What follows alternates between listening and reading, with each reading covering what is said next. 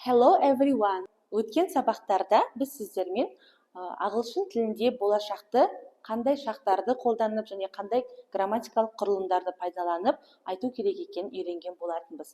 Сонымен ағылшынша болашақта болатын іс-әрекеттерді айту үшін бізге үш грамматикалық құрылым көмекке келеді. Солардың біріншісі will немесе future simple, яғни келер шақ. Жалпы келер шақты қандай уақытта қолданамыз қарастырайық. Бірінші, predictions, we think something will happen. Яғни болжамдар. Біз бір нәрсені осылай болу мүмкін деп болжаған кезде. Мысалы, he will be a good doctor. Ол жақсы дәрігер болуы мүмкін. I believe they will win this match. Мен олар осы матчта жеңеді деп сенемін. Яғни бұл біздің тарапымыздан жасалған болжамдар. Will'ды сөйлем ішінде сөйлем құрастырған кезде ең бірінші бізде subject, бастауыш, бастауыштан кейін will, көмекші етістік, will'дан кейін негізгі етістік, main verb келеді. Яғни he will be, he деген subject, will көмекші етістік, келер шақтың be дегеніміз ол негізгі етістік. Немесе I believe they will win.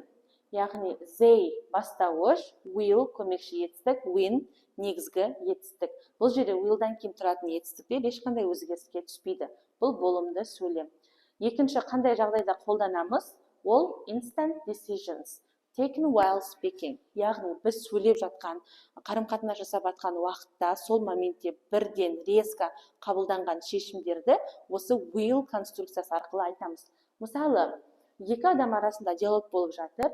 We don't have sugar дейді, бізде қант жоқ. Және келесі адам айтады, I'll buy some then. Онда мен кішкене қант алып келейін, сатып алайын кішкене қантты дейді. Сонда сөйлеу барысында екінші адам бірден қант сатып алу керек, сатып аламын деген шешімге келді. Сонда бірден резко қабылданған шешімдерде де біз will'ды қолданамыз. Яғни бастауыш I, will'ды бізде екі L апостроф арқылы қысқартып тұр, I'll buy.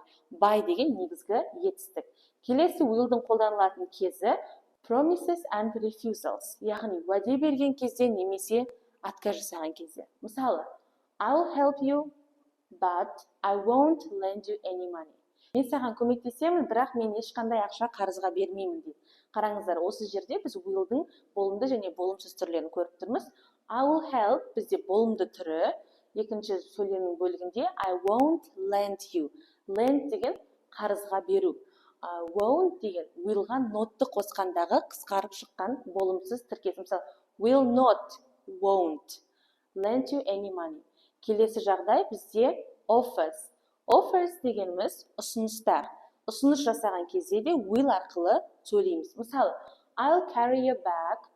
Shall I carry your bags?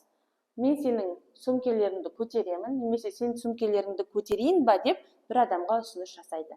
Келесі жағдай бізде suggestions and requests. Келесі ұсыныстың түрі suggestions, яғни рекомендация жасау біреуге, және де requests, сұраныс білдіру. Мысалы, shall we eat out today?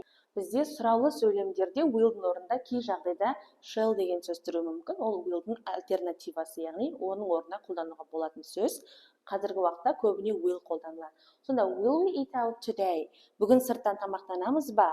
Бұл ұсыныс болып тұр. Келесі жағдайда requests, яғни сұраныс білдіресіз. Will you open the door, please?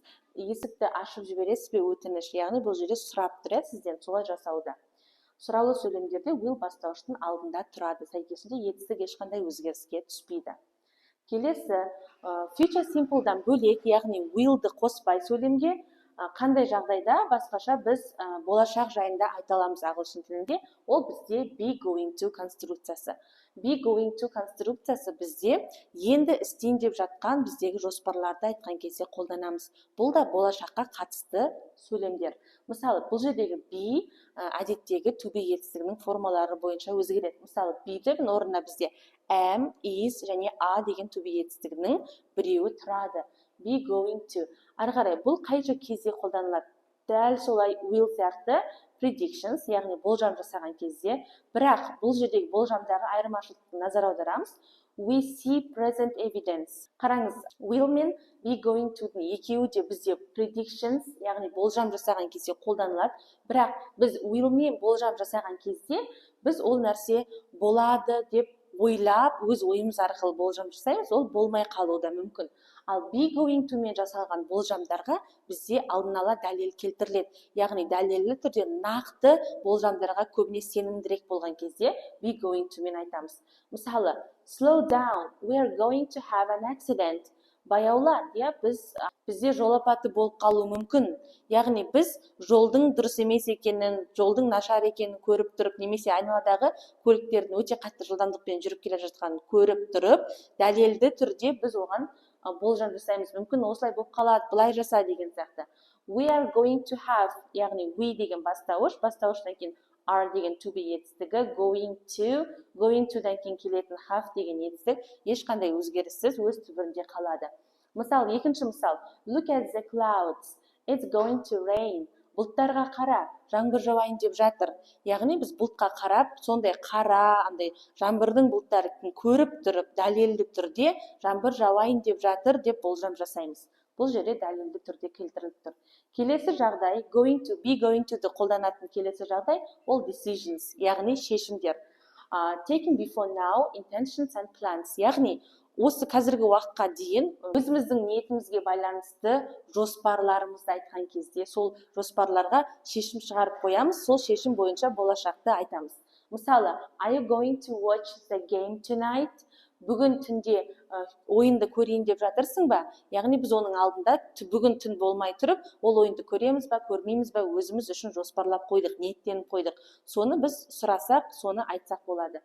Келесі, present continuous. Present continuous-тың да болашақтағы мағынасы бар. Біз осы күнге дейін present continuous-та нақ осы шақ, дәл қазір болып жатқан іс-әрекетті сипаттайды деп өткен болса, қазіргі уақытта, қазір мен сіздерге көрсетейін деп отырғаным, ол present continuous-тың болашақтағы мағынасы.